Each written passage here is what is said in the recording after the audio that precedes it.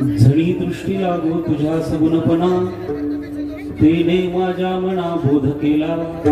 अनंत जन्मीचे विसरलो दुःख, पाहता तुझे मुख पांडुरंगा.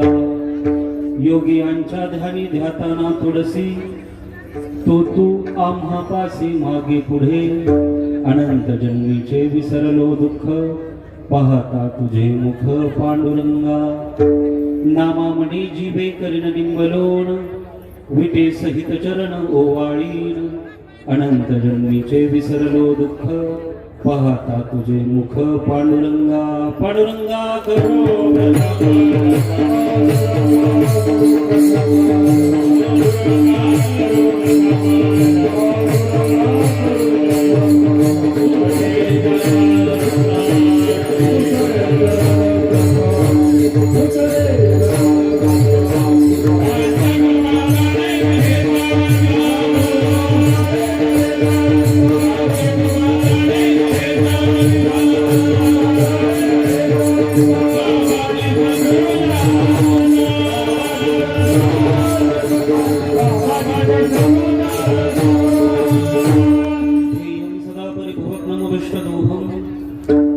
तीर्थास्पदं शिवविरचिनुतं शरण्यं, भृत्यार्तिहं प्रणतपालभवाब्धिपूतं.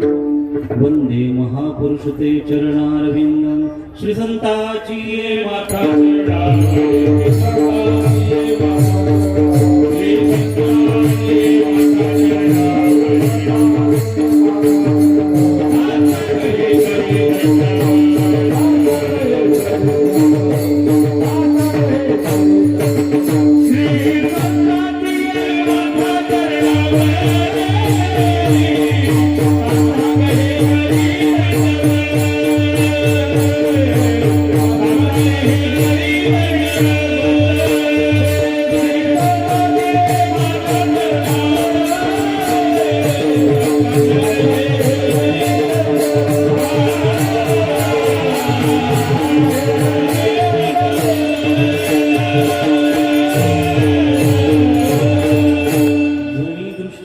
तुझा सगुणपणा, तेने माझ्या मना बोध केला.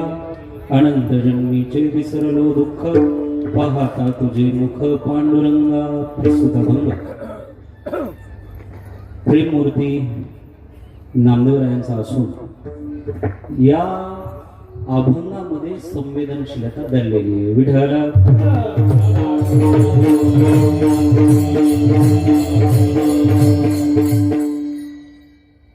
तसं अभंग पाहिला तर तिसऱ्या मंगलाचरणामधला आहे. आणि आज मंगलाचरण पहिला दिवस म्हणून वैकुंठवासी प्रातस्मरणीय श्रीसंत निगमानंद बाबा यांच्या शुभहस्ते प्रारंभ झालेला आपला हा फिरता नारळी अखंड हरिनाम सप्ताह, तसेच ज्यांच्या अध्यक्षतेखाली श्री क्षेत्र सालसिद्धेश्वराच्या प्रांगणामध्ये पार पडणारा सुरुवात झालेला, आज प्रारंभ झालेला आपला हा सप्ताह आदरणीय गुरुवर्य महंत हरिभक्तीपरायण जनार्दन स्वामीजी महाराज यांच्या कुशल मार्गदर्शनाखाली, अध्यक्षतेखाली, तसेच ज्यांच्या प्रांगणामध्ये सुरुवात झालेला आहे श्री क्षेत्र सालसिद्धेश्वराचे महंत हनुमंत महाराज शास्त्री आहेत. आज या कीर्तनाला बरीच महंत मंडळी प्राप्त झालेली आहे. तसेच तागडगाव संस्थानचे हरिभक्तीपरायण अतुल महाराज आहेत. मुंगसवाडी संस्थानचे आदरणीय हरिभक्तीपरायण संतोष महाराज गिरीजी आहेत. आणि शिवशक्तीगड आदरणीय हरिभक्तीपरायण खताळ महाराज आहेत. अशी अनेक दिग्गज मंडळी आज श्रीसंत निगमानंद बाबांच्या या पवित्र प्रांगणामध्ये उपस्थिती लावण्यासाठी प्राप्त झालेली संपूर्ण श्रोतृवर्ग. पहिला दिवस आज पाहिलं तर वाटत नाही की आजचा पहिला दिवस आहे. आता बसलेल्या समोर बसलेल्या माणसांना दिसणार नाही, म्हणून ज्यांच्या आशीर्वादाने आणि आदेशाने या ठिकाणी सेवा करण्याचा योग आला, निगमानंद बाबांच्या दरबारामध्ये सेवा करण्याचा योग आला, ते आमचे गुरुवर्य डॉक्टर न्यायाचार्य शास्त्रीजी बाबा त्यांच्या आदेशाने या ठिकाणी येण्याचा योग आला. म्हणून पहिल्या दिवसाची सेवा जशी होईल त्या पद्धतीने भगवान श्री माऊली ज्ञानोबा, सद्गुरू भगवान बाबा, सद्गुरू वामन भाऊ महाराज, सद्गुरू निगमानंद बाबा, सद्गुरू भीमसिंह बाबांच्या गुरुवारी यांच्या चरणी अर्पण करण्याचा प्रयत्न. विठ्ठल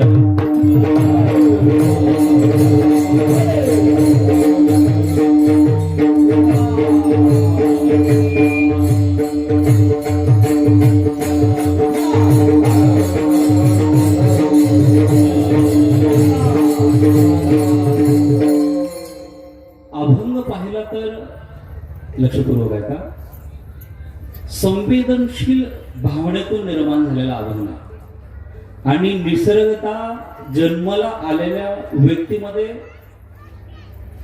त्यांच्या त्यांच्या घटकावर जगण्याची एक निसर्गताच मर्यादा आहे. त्यात बदल करण्याचा प्रयत्न केला तर माणसं किती प्रयत्न करत ते स्वतःला बदल करून घेत नाही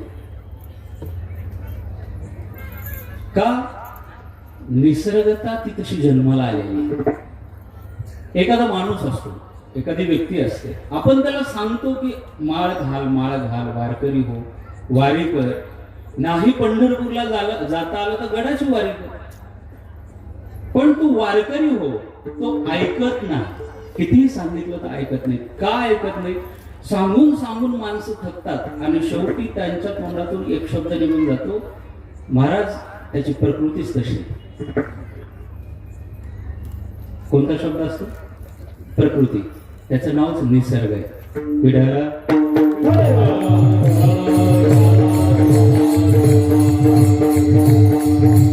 यांच्यामध्ये बदल होतच नाही का? कितीही प्रयत्न करा बदल होत नाही. किती मला सांगा, कोळशाला गोरं करण्याचा प्रयत्न केला, किती प्रयत्न केल्यानंतर कोळसा पांढरा होईल? बोला ना, होईल कोळसा? हा, माऊली ज्ञानोबा म्हणतात का, काळेमा सांडिलो कोळसा. कोळसा कधी काळेपणा सोडत नाही, तसं ही लोक त्यांचं वागणं सोडत नाही, अजिबात सोडत नाही. कीर्तनाला गेली तर चप्पल घालून नवी घालूनच घरी जाणार का? स्वभाव.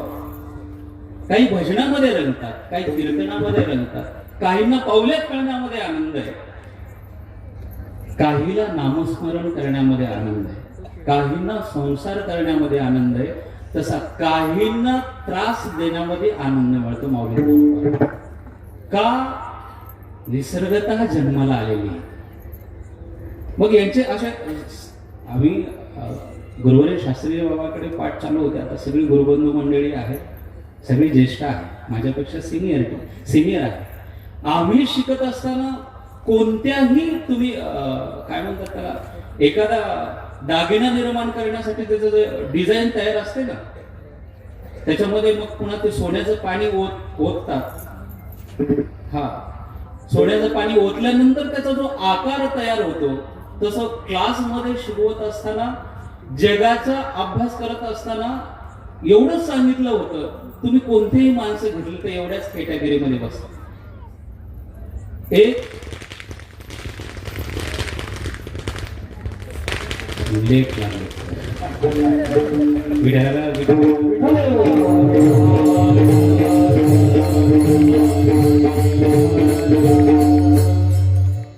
आनंदाचे फटाके आहेत, पण बसल्यानंतर असं वाटलं की काहीतरी डीपीचा स्फोट होतो. वेळेवरती नाही वाजले ना, असंच असतं.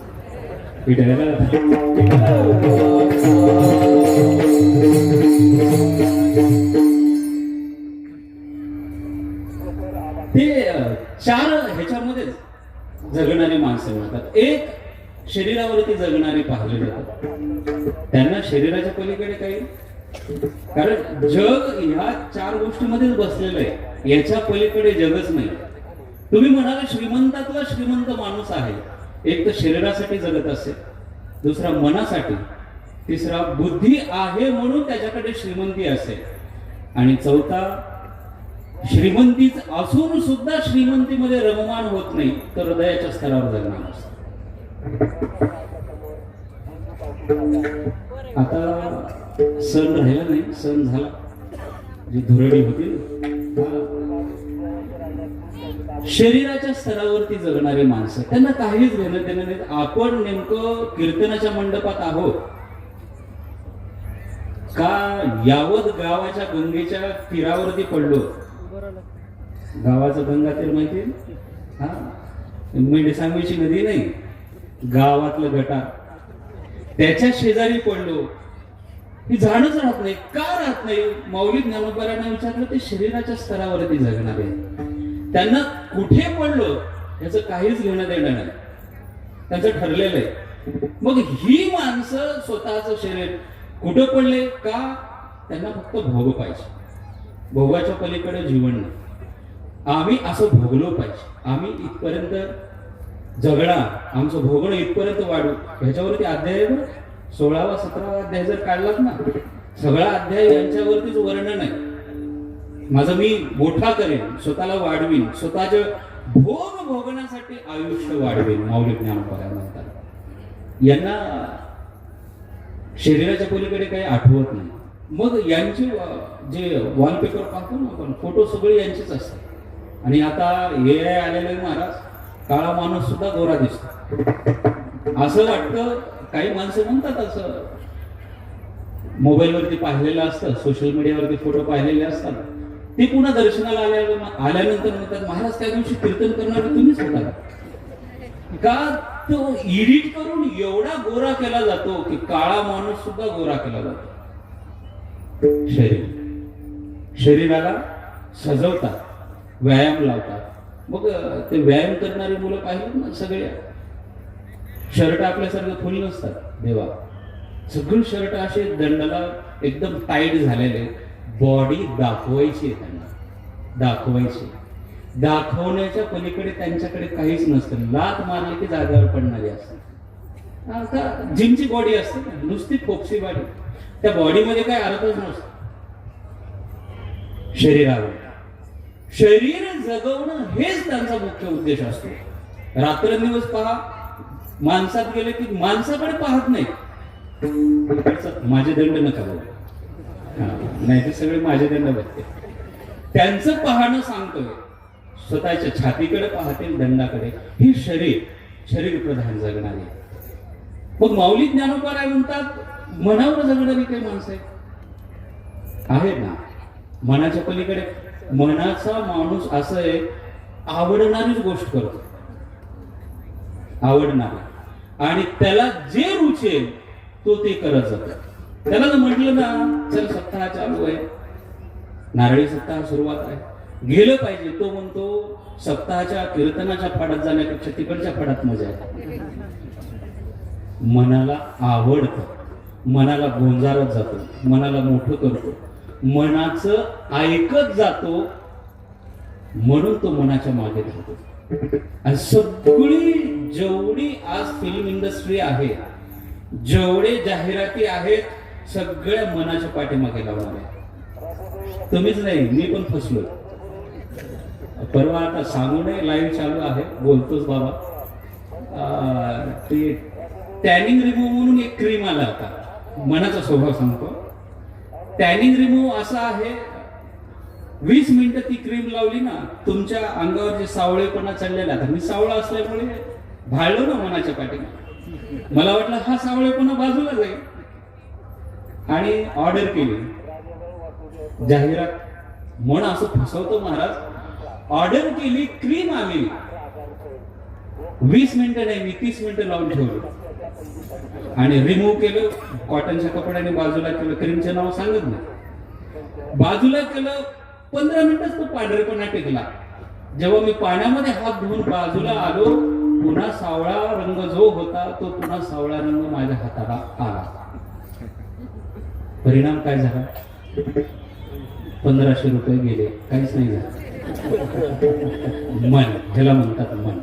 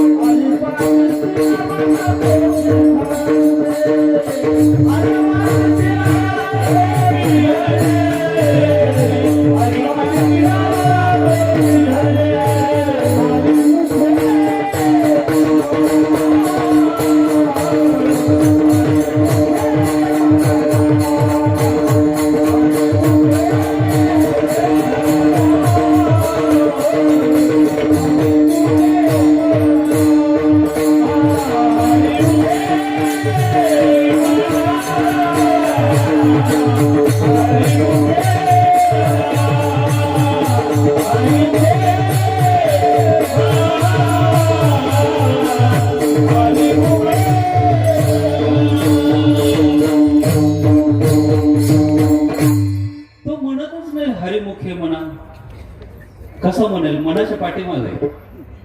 मनाच्या पाठीमागे असल्यामुळे हरिमुख म्हणा येतच नाही त्याच्याकडे. का? मनाला आवडणार हा एक स्तर आहे. आणि आता बुद्धिवाल्याचं काही सांगायला पाहिजे. सगळ्यात धोकादायक पृथ्वी तलावर बुद्धिवादी लोक, सगळ्यात धोकेदायक. तुम्ही म्हणाले ज्ञान संपन्न करतात, तो वर्गच वेगळा आहे त्यांच्यामध्ये. वैज्ञानिकांचा वर्ग, त्यांना जगाशी काही घेणं देणं नसतं, त्यांचं संशोधन हा त्यांचा आत्मा असतो. पण बाकीचे बुद्धिमान लोक, माऊली ज्ञानोबाराने ओवीतून सांगितलेलं आहे, उगाणा घेती क्षीररसा. त्यांचा सांगण्याचा अर्थ असा आहे, बुद्धिमान लोक जगाचा वापरच करतात, दुसरं काही करत नाही, काहीच नाही. कसं करतात? तुम्हाला कसं कामाला लावायचं हे ते ठरवतात. सांगू का? आता जाऊ द्या, आहे थोडं आपल्या आवाक्यातलं. हा, आता हे बुद्धिवादी लोकांचं, माझं डोकं आहे, तुम्ही तिथं डोकं लावू नका आणि वेगळा अर्थ काढू नका, एवढी प्रार्थना. मागच्या आता थोड्या 2-4 महिन्याच्या पाठीमागे जा, काय डोकं वापरलं त्यांनी महाराज सांगता येत नाही. पण असं डोकं वापरलं की ज्याच्या घरामध्ये 1 एकर जमीन आहे त्याला सुद्धा ट्रॅक्टर घेण्याची इच्छा निर्माण झाली. काय केलं त्यांनी? काहीच नाही.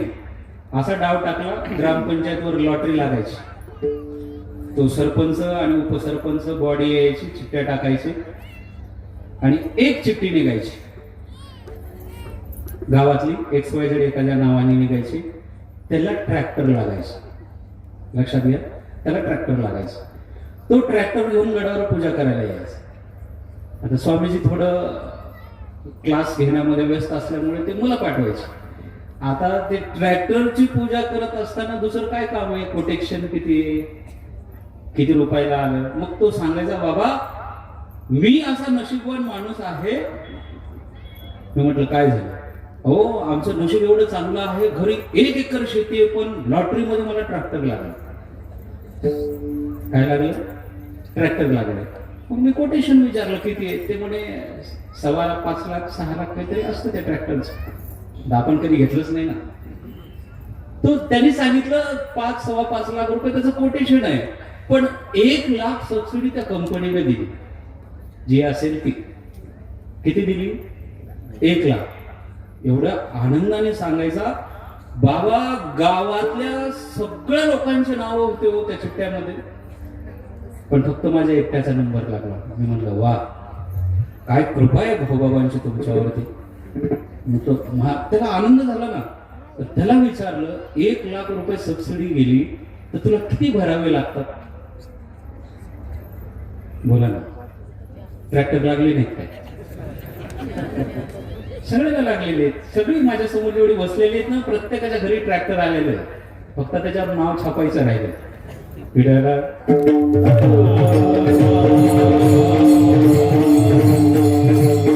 किती भरावे लागले? कुठे कीर्तनात भरायचे आपल्याला? बोला ना. 4 भरावे लागले. 1 लाख सबसिडी केली, 4-4.25 लाख रुपये भरावे लागले. घरी पाहिलं तर 1 एकर जमीन आहे. कर्ज काढून त्यांनी ट्रॅक्टर दारात उभा केलं. मला सांगा, खरंच त्याचा फायदा झाला का? याला म्हणतात बुद्धिवान लोक. कसं डोकं लावतील? मला तर असा डाऊट होता की रांगच लागायची ना ट्रॅक्टरची पूजा करायला. मी म्हटलं कुठेतरी कंपनीचा साठा तसाच पडला होता कोपऱ्यात. हे चांगल्या डोकं लावणाऱ्या माणसाने डोकं लावलेलं आहे नाही, त्यांनी ट्रॅक्टर घेतलं महाराज गावात. याला म्हणतात बुद्धिमान लोक.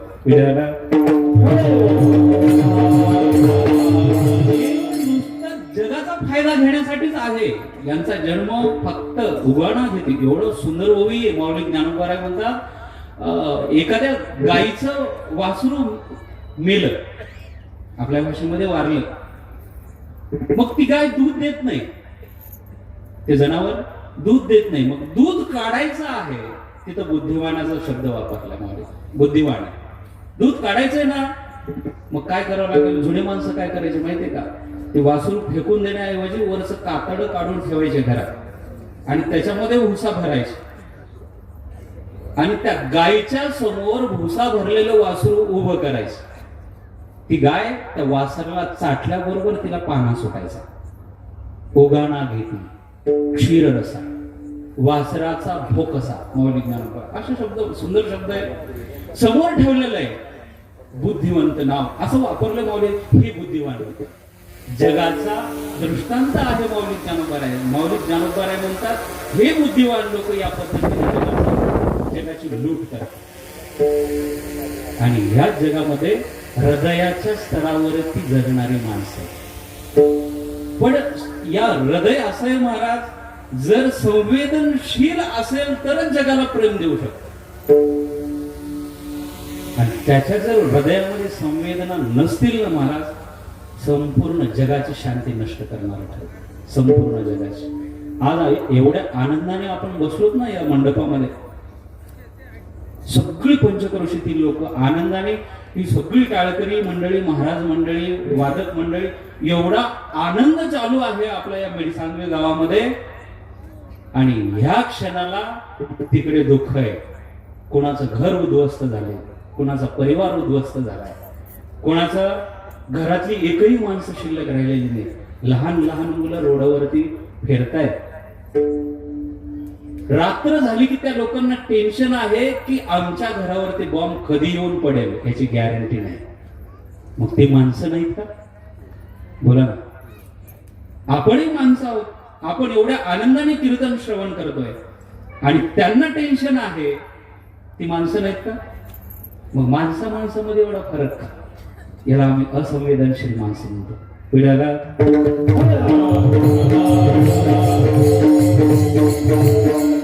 माणसं तीच आहे.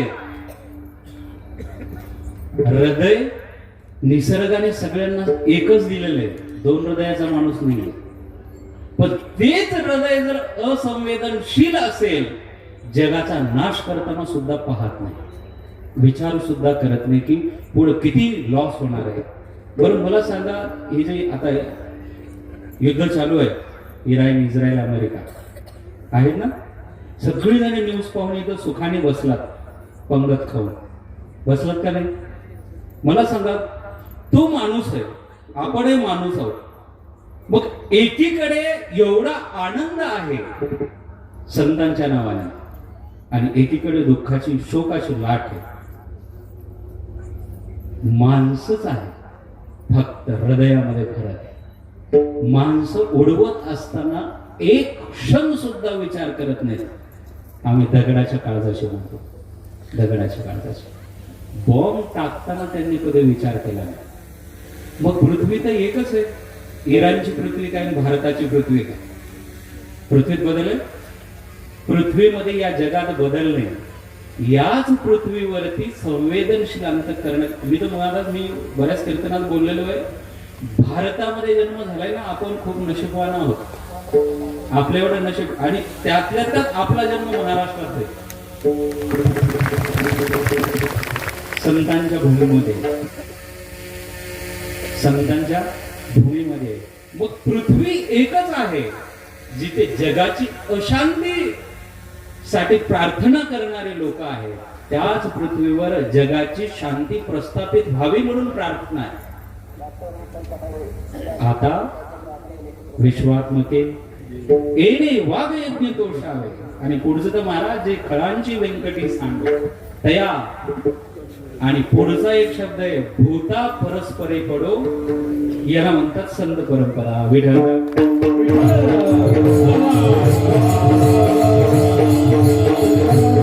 आणि एवढी नशीबवान लोक आहोत की त्या परंपरेमध्ये आपला जन्म आहे.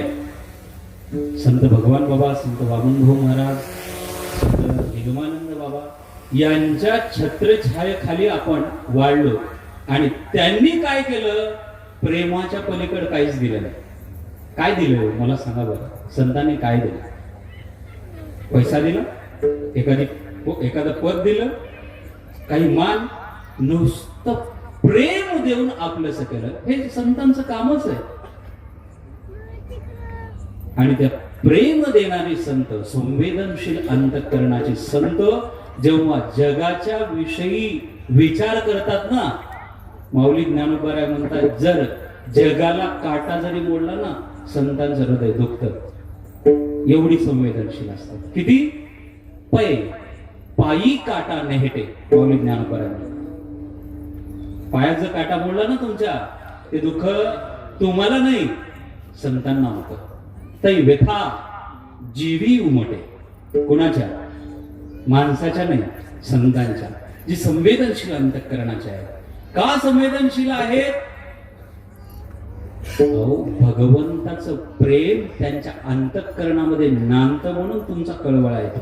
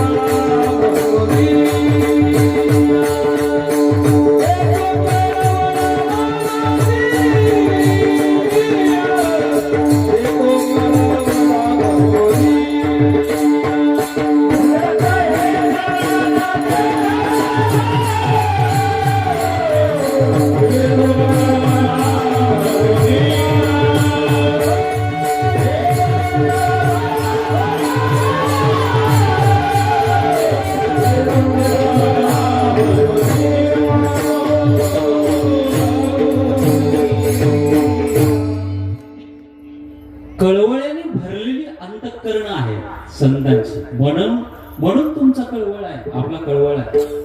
नाही तर विनाकारण ते कळवळा कोणीच करत नाही. आई बाप करत असतील तर त्यांचा स्वार्थ आहे, आणि गाव जर करत असेल तर तुमच्याकडनं काही तर फायद्याची अपेक्षा. संत निस्वार्थ प्रेम करणारे. का? त्या संवेदन, मी जे बोललो ना सुरुवातीला, आजचा जो अभंग आहे, संवेदनशीलतेतून जन्माला आलेला. आणि ती निसर्गाने काय चमत्कार आहे महाराज. ज्यांच्याकडे संवेदनशीलता आहे ना, आपोआप मुखातून शब्द बाहेर पडतात. नामदेवराय काय असं काय घरी बसून अभंग म्हटलेला नाही. आजचा जो अभंग आहे ना, नामदेवराय देवाच्या समोर उभे होते. व्यापक ज्ञान झाल्यानंतरचा विषय आहे. जेव्हा नामदेवरायांना व्यापक तत्व कळालं की देव चराचरामध्ये आहे, दृष्टी बदललेले नामदेवराय, हृदय परिवर्तन झालेले नामदेवराय देवासमोर उभे राहतात, तेव्हा त्यांचं संवेदनशील हृदय बोलतं. एखादी आई असते का, आता तिचं बाळ जर सौंदर्याने कसंही असो, आई कधी म्हणत नाही माझं बाळ काळं आहे, माझं बाळ सावळं आहे, माझं बाळ गोरं आहे. ती लेकरामध्ये कधी भेदभाव करत नाही. का? तिचं हृदय त्या लेकराकडे पाहत असताना, दृष्टी टाकत असताना एवढं प्रेममय दृष्टी पडते ना, काळं लेकरू असलं तरी तिला असं वाटतं की माझ्या लेकराला दृष्ट लागू शकते. ते तर संत आहेत. संत देवाच्या समोर उभे. नामदेवराय देवाचं रूप पाहिलं नामदेवरायांनी, आणि नामदेवरायांना असं वाटलं देवा तू नेहमीपेक्षा वेगळा दिसतो. काय कारण असावं? कारण सांगता येत नाही, पण आज तुझं रूप पाहिल्यानंतर मला असं वाटतं पहिलंच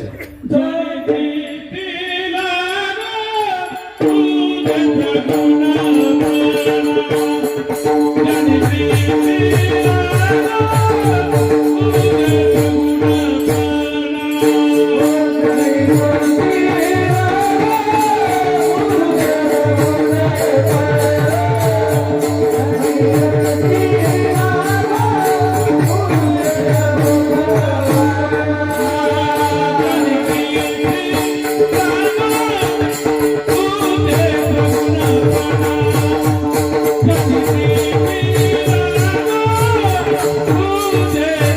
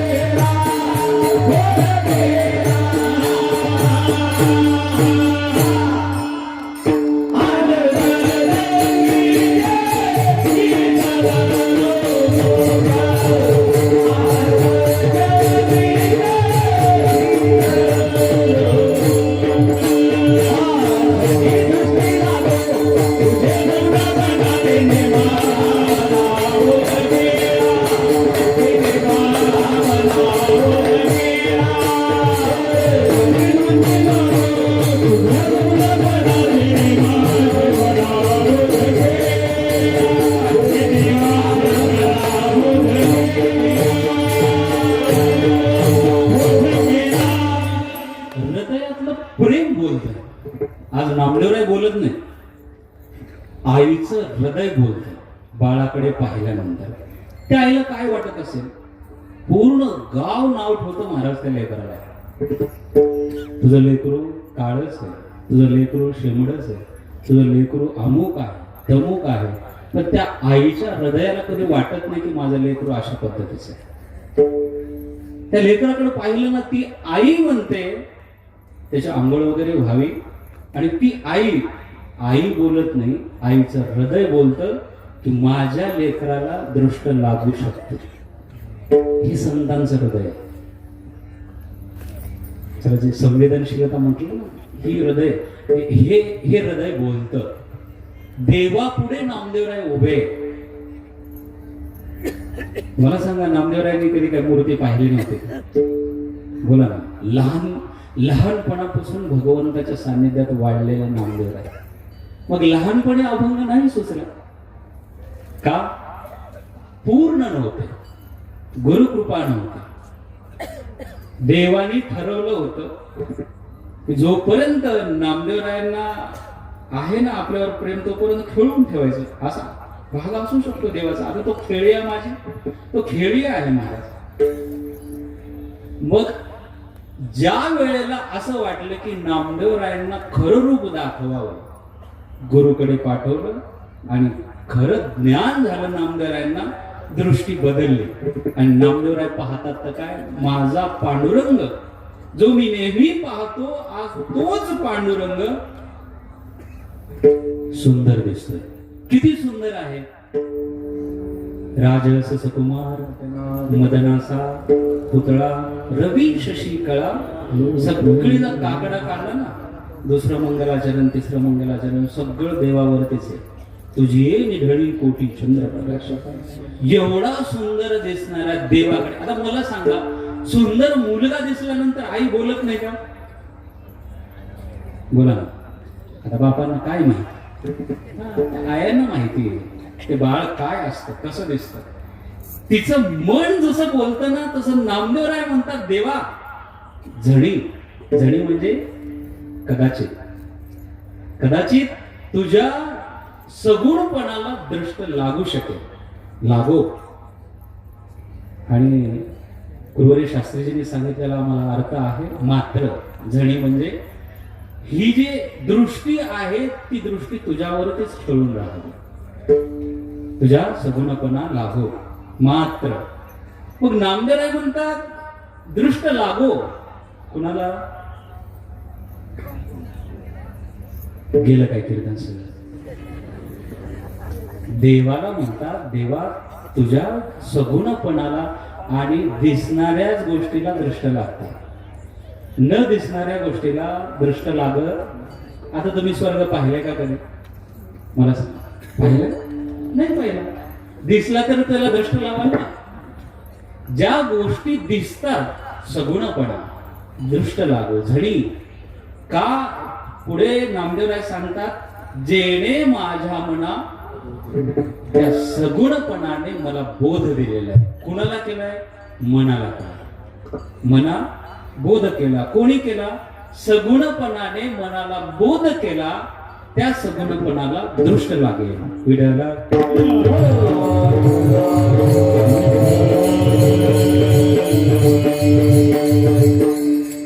जेवढी समोर बसलेली महिला मंडळ आहेत त्यांना विचारा, दृष्ट लागते का नाही? ते म्हणतात हो लागते, दृष्ट लागत नाही असं. आणि पुरुषांना विचारा बरं, काही नाही म्हणतात. का? विज्ञानाला मानणारी सगळी माणसं आहेत. आज प्रूफ निशील पुरावा लागतो. पुरावा असेल तर विश्वास ठेवणारा जग आहे. आणि तिथे नामदेवराय म्हणतात, देवा तुझा दृष्ट लागेलो. खरंय का? दृष्ट लागते बरं का? जेव्हा दृष्ट लागते ना, ती काढण्याची पद्धत अशी असते. मला काय माहिती, ते माझ्यावरती तो प्रसंग आला म्हणून माझ्या लक्षात आला. आता आपल्या ग्रामीण भागामध्ये ठरलेलं आहे दृष्ट कोणत्या पद्धतीने काढायची, कशी काढायची. मीठ, मोहरी, मिरची. आयटम संपले का तुमचे? माझ्याकडे सांगते. बेगवा, झाडू, केरसुनी, कोणी चप्पल, असाच प्रकार घडला, दृष्ट लागली. ते लागत नाही पण काय बाय चान्स लागली. कीर्तनाला गेलो होतो संभाजीनगरला, दृष्ट लागली. महाराज जेवण करताना जेवण गेलं नाही. का लागते कशी लागते सांगेल. दृष्ट लागली, दृष्ट काढावी म्हणून आता जेवण गेलं नाही. घरच्या मंडळींना सांगितलं, ज्यांच्या घरी जेवण करत होतो, की दृष्ट लागलेली आहे, दृष्ट तेवढी काढता का? ती माता माऊली म्हटली की काढतो. थोडा आवाज करत काढतो. विठ्ठला विठ्ठला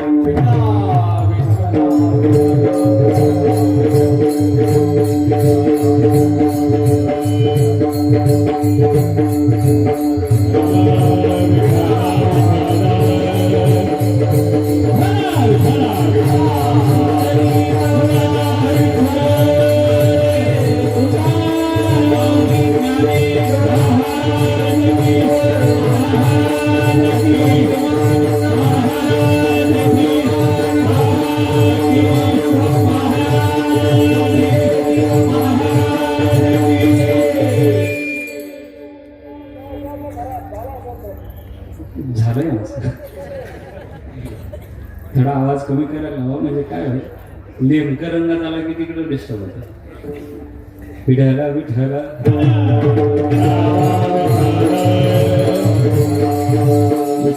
वेळ अगदी थोडा आहे, इकडे लक्ष द्या. आता ती गेली माता माऊली दृष्ट काढण्यासाठी. पहिला प्रयोग झाला, मीठ मिरची वगैरे आणली, दृष्ट काढून गेली. मला वाटलं आता प्रकार संपला, फेटा बांधून बसलो. तेवढ्यात परत आली, महाराज तुम्ही फेटा बांधून बसला, दृष्ट काढायची आणखी शिल्लक आहे. मी म्हटलं प्रकार तर संपला आपला मीठ मिरचीचा मोहरीचा. ते म्हणे आणखी एक प्रकार आहे, आणि तो प्रकार मला माहितीच नव्हता, पदरामध्ये लपून आणलेला होता. आणि जेव्हा दृष्ट काढण्यासाठी तिने जर असं बाहेर काढला ना महाराज, एवढा गोटा होता. 1 मिनिट तर असं वाटलं की माझ्या डोक्यातच हलती काय. मी विचारलं हा प्रकार काय? ते म्हणे घाबरू नका, डोक्यात हाणायचा नाहीये, जमिनीवरती आदळायचं म्हणे. असं 3 वेळेस इकडे इकडे इकडे आदळली. आता तुम्हाला बरं वाटेल. निघून गेली, 1 मिनिटात बरं वाटेल. दृष्ट बोला ना लागते. हे माझं मत नाहीये, माऊली ज्ञानोबरायांनी उल्लेख केलाय. जेव्हा भगवान श्रीकृष्णांना सुद्धा प्रश्न पडला होता की अर्जुनाच्या प्रेमाला दृष्ट लागू शकते. बघा 6व्या अध्यायातला प्रसंग आहे. जेव्हा भगवान श्रीकृष्ण म्हणतात अर्जुना, आपल्या दोघांमधलं प्रेम एवढं एकनिष्ठ आहे, एवढं घट्ट आहे, कदाचित आपल्या प्रेमाला दृष्ट लागेल म्हणून भगवान श्रीकृष्ण परमात्म्याने अर्जुनावरती पांघरून टाकलं होतं. कोणाचं? सामान्य माणसाचं म्हणत नाहीत देव. एवढ्या सामान्य माणसांना घेतलंच नाही देवाने. कोणाला घेतलं? देव म्हणतात जे मोक्ष सुखासाठी रात्रंदिवस प्रयत्न करणारे आहेत, दीन आहे, रंक आहे, आशाची नजर तुझ्या प्रेमाला लागू शकते. मोक्ष सुखाला गोडी रंक म्हणतात, दीन. तयाची पुढचा शब्द महत्वाचा आहे, दिठीचा. दिठीचा म्हणजे दृष्टीचा. जणे कलंक लागेल तुझी या प्रेमा. विडाला कलंक म्हणजे दृष्ट लागणे. दृष्टीचा कलंक म्हणजे काय? दृष्ट लागणे म्हणजे दृष्ट लागते. नामदेवराय विनाकारण म्हणत नाही देवाला, देवा जणी दृष्टी लागो, तुझं रूपच असं आहे की त्या रूपाला दृष्ट लागू शकते.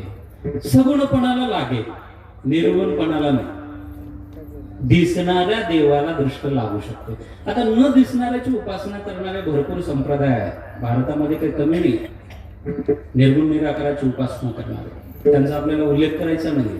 पण नामदेवराय म्हणतात देवा तुझ्या स्वरूपाला, का मनाला बोधाची गरज होती. नामदेवराय म्हणतात त्या मनाला तुझ्या सगुणपणाने बोध दिलेला आहे म्हणून दृष्ट लागेल. मग मनाला बोध करावाच लागतो का? मनाचा एक स्वभाव आहे. नामदेवराय म्हणतात हे जे मन आहे ना, या मनामध्ये जर एखादी मान्यता येऊन बसली ना, कितीही प्रयत्न करा बाहेर निघतच नाही. काढण्याचा प्रयत्न केला तर त्याची मान्यता आहे, त्याची मान्यता आहे की असं असं केल्यानेच देव पावतो. त्याच्यावरती ज्ञानेश्वरीमध्ये खूप उल्लेख आलेला आहे. त्याची मान्यता आहे. तो मौली ज्ञानोबा वर्णन करतात, तो म्हणतो काट्यावर बसून उपासना केली तरच देव मिळतो. असं कधी लिहिलंय का? हो महाराज, ह्या युगामध्ये जर देव प्राप्त करायचं म्हटलं तर हरिमुखे म्हणा, याच्या पलीकडे काहीच नाही. पण माऊली म्हणतात त्याच्या डोक्यात घुसली ना मान्यता, आणि ही मान्यता एवढी डेंजर आहे. भारतामध्ये जेवढी पंथ निर्माण झालेली आहेत ना, जेवढी संप्रदाय निर्माण झालेले आहेत, फक्त आणि फक्त मान्यतेमुळे झालेले. एक मान्यता डोक्यामध्ये घुसली, नाही आम्ही असंच करणार. आणखीन काही, आता माझं वय नाही, मी बोलू शकत नाही, बऱ्याच गोष्टी मान्यता आहे, धर्माची मान्यता आहे, पंथाची मान्यता आहे, आणि त्यांच्या डोक्यातून मान्यता जात नाही. त्या मान्यतेपोटी, मनाच्या मान्यतेपोटी स्वतःला खतम करतात, पण मान्यता जात नाही. मान्यता, आणि ती मनामध्ये निर्माण होणारी, आणि ती मान्यता निर्माण झाली रे झाली, माणसाचं पतन झालं तरी कळत नाही, पतन झालं तरी कळत नाही. म्हणून तर फसतात. संत ओळखण्यामध्ये का माणसं फसतात, त्याचं कारणच ते डोक्यात घुसलेली मान्यता आहे, त्याच्या मनाने स्वीकारलेली मान्यता आहे की हेच संत आहेत. आणि जेव्हा आता तुम्ही सोशल मीडिया सगळेजण पाहणारे आहात, मला आता नवीन काही सांगायला नको कीर्तनात, नंतर फसल्यानंतर म्हणतात आम्ही चुकीनंच गुरु केला होता. हा, आमची चूक झाली. का? मनाची मान्यता आहे. मनाला कोणत्या, मौलिक ज्ञानोबाने सुंदर याचा स्वभाव सांगितला. ह्याला चांगली गोष्ट दिसली की आवडते, तिथं तो रमतो, आणि तिथं रमलेलं मन बाहेर येत नाही, अडकून पडतो. नामदेवांना ही सगळी धोके माहिती होती, आता सांगत नाही. खूप मोठे धोके आहेत. मनाच्या मागे गेल्यानंतर काय होतं, कसं फसतो, सांगायला पाहिजे का? ट्रॅक्टर मध्येच तुम्ही गार झाला. एक मान्यता आहे, मन, त्या मनाला बोधाची गरज पडते. ते मन स्थिर राहत नाही, आणि जेव्हा बोध मिळतो ना, ते मन स्थिरावतं की हेच अंतिम सत्य आहे, याच्या पलीकडे काही नाही. आणि जोपर्यंत अंतिम सत्य हाती लागत नाही, तोपर्यंत फिरत राहणारं मन, नामदेवराय म्हणतात, तोपर्यंत फिरत राहणारा आहे. त्याला बोध मिळाला तुझ्या स्वरूप सगुणपणामुळे. आता मला सांगा, एवढी कीर्तनाला बसलेली आहे तुम्ही, खरंच तुमचं मन इथं आहे का? बोला ना, आहे कोणाचं मन? मी सांगतो तुमचं मन कुठं कुठं आहे. उपाशी बसलेल्यांना वाटतं की कीर्तन कधी सुटतंय. काही जण म्हणत असतील वेळ कधी होतो, घरचे कामं आठवत असतील, पसा पाणी राहिलेलं आठवत असेल, घरी जाऊन उपसायचंय. मन, मनाला सांगावं, हो, मनाला सांगावं लागतं की शांत बस, मांडी ओढू नको, अमुक करू नको. अहो, मी बऱ्याच ठिकाणी उदाहरण सांगितलेलं आहे. मनाला बोध का द्यावा लागतो. एक पट्ट्या असंच कीर्तनाला येऊन बसला नारळी सप्ताहामध्ये, कीर्तन ऐकलं त्याने, त्याला खूप आवडलं. महाराजांनी सांगितलं, जर शरीर चांगलं ठेवायचं असेल तर आजपासून व्यसन सोडायला पाहिजे. आणि त्याला लत होती ग्लासभर घ्यायची, ग्लासभर घेत होता. आता एवढा मोठा सद्गुरू निगमानंद महाराजांच्या सप्ताहामध्ये त्यांनी बोध घेतलेला होता, कीर्तन ऐकलेलं होतं. अनेक महाराजांच्या मुखातून 8 दिवस ऐकलं त्यांनी. शरीर खराब होतं, अमुक होतं, तमुक होतं, ऐकून झालं. त्याला वाटलं सप्ताह झाल्यानंतर आपण आता बोध घेतलाय ना, त्या बोधावरती आपण उभा राहायचं. आजपासून आपण प्यायचं.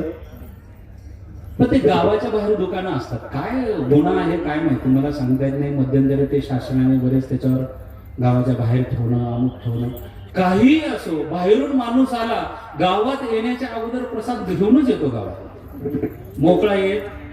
पण याला सवय होती, कामावून परतला की 1 ग्लास, जास्त नाही, ओव्हर नाही, मापामध्ये 1 ग्लास घ्यायचा आणि यायचा.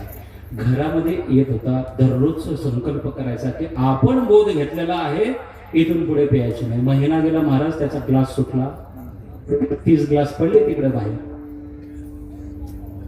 पण 31वा दिवस जेव्हा ओझरला, त्याला वाटलं आता जे बोध घेतलेला आहे तो बोध टिकवायला पाहिजे.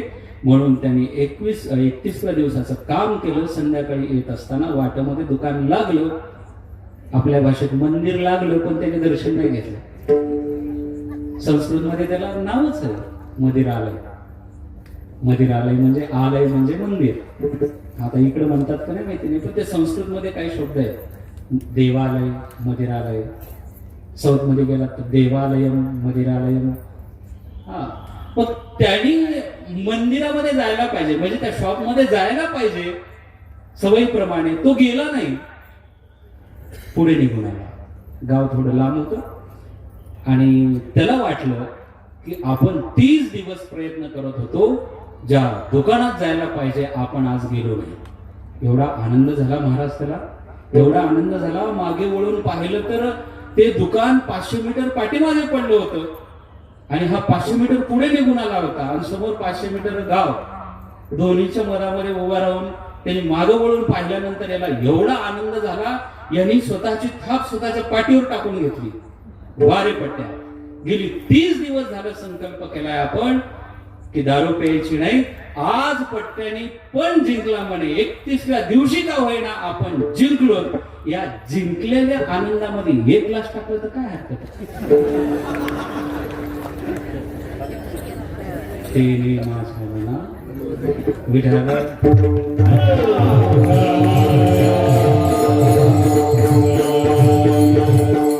मन एवढं कठीण आहे. नामदेवराय म्हणतात त्या मनाला बोध मिळाला. बोध मिळाल्याचा परिणाम असा झाला महाराज. नामदेवराय म्हणतात बोधाचा परिणाम दुःख विसरलं.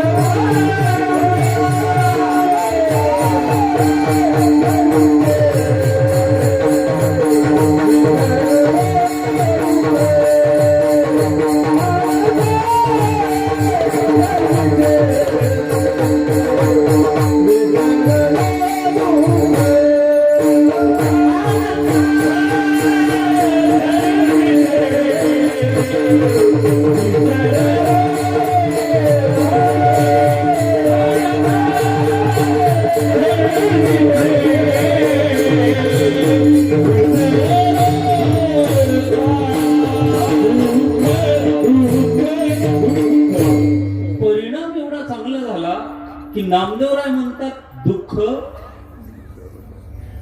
गेलं नाही, दुःख विसरलं. आणि डोक्यातून भ्रामक कल्पना काढून टाका की दुःख जात. दुःख जात नाही. अनुकूल परिस्थिती निर्माण झाल्यामुळे तुम्ही विसरता. दुःख कधी जात नाही. दुःख जातं का? पुन्हा दुःख जातं का? विसरतात माणसं? सांगता येत नाही. कोरोना सारखा काळ गेला, विसरली का माणसं दुःख गेलं? पडसा खोकला चालूच आहे ना. कोरोना त्याचंच नाव आहे, फक्त त्याचं स्वरूप मोठं केलं त्या काळामध्ये. आणि साधारण नुसतं सर्दी झालेला माणूस सुद्धा अटॅक येऊन मरायचा. मरत होता का नाही? बरं, शिंकलेल्या माणसाच्या शेजारी बसायला सुद्धा लोक घाबरत होते त्या काळात. शिंकलं की उठून जायचे.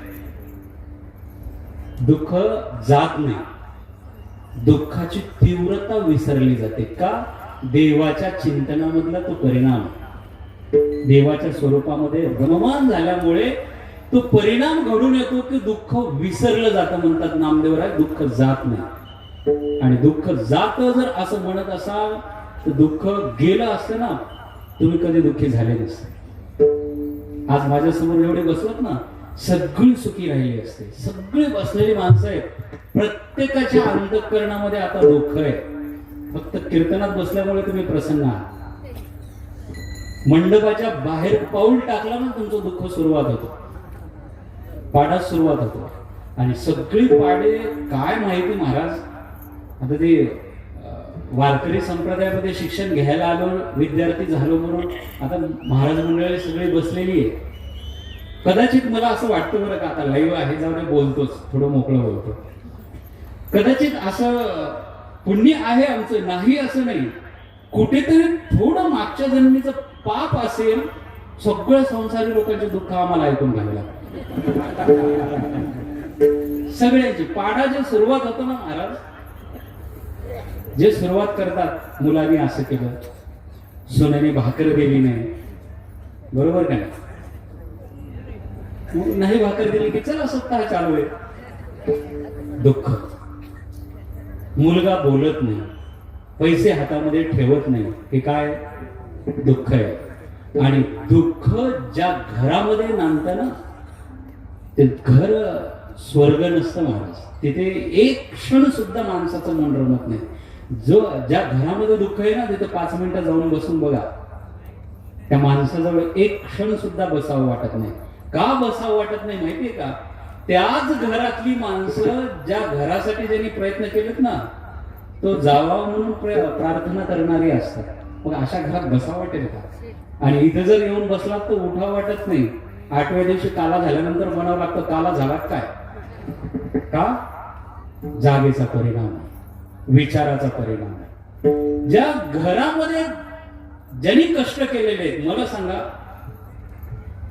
तुम्ही जेवढी बसलेली आहात, घर कोणी मोठं केलंय? तुम्हीच केलंय. घर तुम्ही मोठं केलंय. त्यांना तर तुम्ही लग्न करून आणले हो. हा, लग्न होण्याच्या अगोदर, त्यांना आणण्याच्या अगोदर तुम्ही स्वतःचं करिअर घडवलंय. विशेष करून तरुण मुलांविषयी बोलतो मी. करिअर घडवलंय. करिअर घडल्यानंतरच त्यांची एंट्री आहे, तोपर्यंत नाही. करतात का त्या एंट्री? हा, जर तुमचंच करिअर नसेल तर ते फेल करतात तुम्हाला.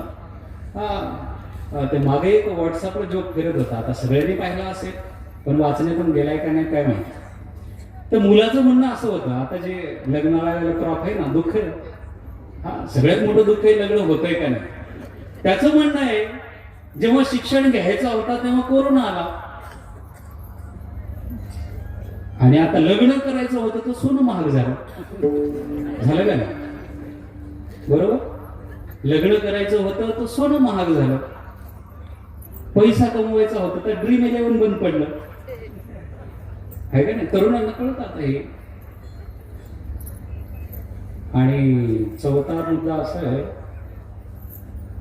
पैसा कमवायचा ड्रीम 11 बंद पडलं, आणि नोकरी शोधायचा प्रयत्न चालू आहे तर यायचा जमाना आला. दुःख आहे. आज जेवढे तरुण आहेत ना, यांच्या नोकऱ्याच काढून टाकतायत. का? विज्ञान एवढं प्रगती केलेली महाराज, AI सिस्टम आलेलं आहे, तिथे आता माणसाची गरज राहिलेली नाही. दुःख आहे. करिअर घडवलंय, तुम्ही घर उभा केलंय, माऊली ज्ञानोबा म्हणतात, त्या घरामध्ये तुम्ही मरावं म्हणून प्रार्थना करतात. किती दुःख आहे माणसाच्या जीवनामध्ये. मी फक्त एका घरापुरतं बोलतो, संपूर्ण आयुष्याचं तर बोललोच नाही. संपूर्ण आयुष्याचं दुःख तर पाडा वाचायला गेल्यानंतर दुसरं कीर्तन होईल. माऊली ज्ञानोबराय म्हणतात, ज्या घरासाठी प्रयत्न केले, ज्या मुलासाठी प्रयत्न केले, ज्या बायकोसाठी प्रयत्न केले, त्या बायकांनी म्हणावं नवसी होती तरे निधनी माझ्या. आपण मरावं म्हणून गावातली लोक प्रार्थना करावेत. याच्यापेक्षा मोठं दुःख काय जीवनामध्ये. संत म्हणतात अनंत जन्माचे, एका जन्मातलं दुःख नाही, फक्त तुम्हाला झलक दाखवले दुःखाचे काय असते.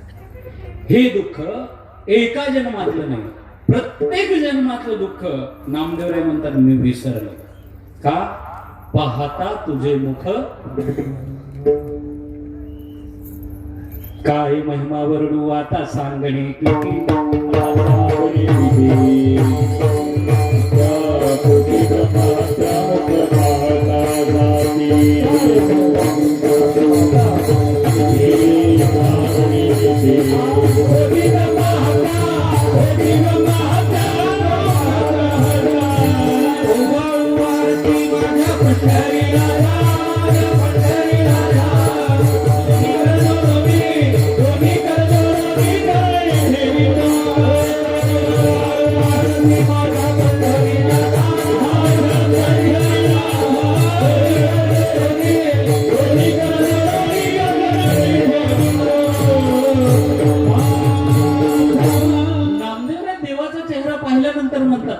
जन्मीचे सगुण रूप पाहिले ना, समोर दिसणारी मूर्ती पाहिल्यानंतरची अभिव्यक्ती आहे.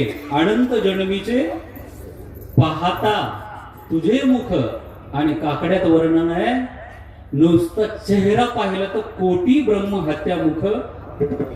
आणि देवा तू असा खिलाडी आहेस, तू जपी तपी लोकांच्या कधीच ध्यानात सुद्धा मिळत नाही, पण संतांच्या मागे पुढे उभा राहून सांभाळ करतो. अयोध्याचे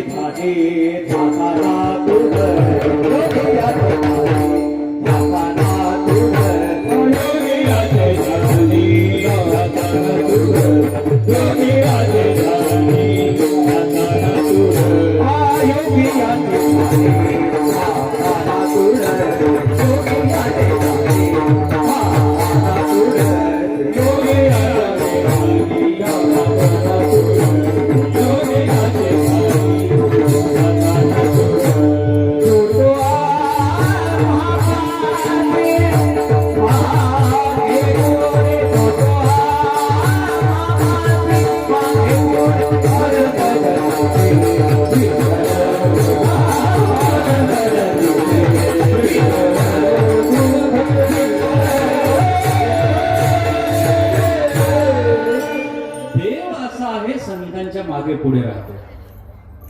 ताजं उदाहरण देतो आणि सेवा थांबवतो. संत सोडून देव कुणाच्या पाठीमागे पुढे उभाच राहत नाही, अजिबात नाही. अर्जुनाचा अपवाद सोडला ना, देव संतांचं रक्षण करण्यासाठी धावून येतात, माणसं येत नाही. तुळशी उगवल्या, रक्त कोण धावून आले? माणसं आले होते का? धावून आले देव, तो तू आम्हा पाशी. मग देवा तुझी दृष्ट काढण्यासाठी नाभा म्हणे जीवे करीन निंबलोन विटे सहित चरण. अनंत जन्मीचे विसरलो दुःख पाहता तुझे मुख. घड्याळाकडे लक्ष नसल्यामुळे वेळ होऊन गेलेली आहे, माझ्या लक्षातच नाही. 10 वाजले बघा, माझं घड्याळ मागं पडलंय. कोणाचं 5 मिनिटं पुढे, माझं लक्ष आहे. खाली लक्ष देत होतो, यांचं 5 मिनिटं पुढे, माझं 5 मिनिटं मागे. इकडे महाराज मंडळीचं बरोबर 10 वाजले. आता महाराजांनी कीर्तन कसं करायचं तुम्ही ठरवा. त्यामुळे हसत खेळत का होईना तुम्ही आम्ही खेळी वेळी गदारोळी आनंद या पद्धतीने झालेली सेवा भगवान श्री माऊली ज्ञानोबराय जगद्गुरु तुकोबाराय सद्गुरु श्री संत निगमानंद बाबा, सद्गुरु श्री संत भगवान बाबा, श्री संत वामनभाऊ महाराज, श्री संत भीमसिंह बाबा, गुरुवर्य डॉक्टर न्यायाचार्य शास्त्री बाबांच्या चरणावरती अर्पण करतो आणि झालेली सेवा या ठिकाणी थांबवतो. व्हिडिओ हरे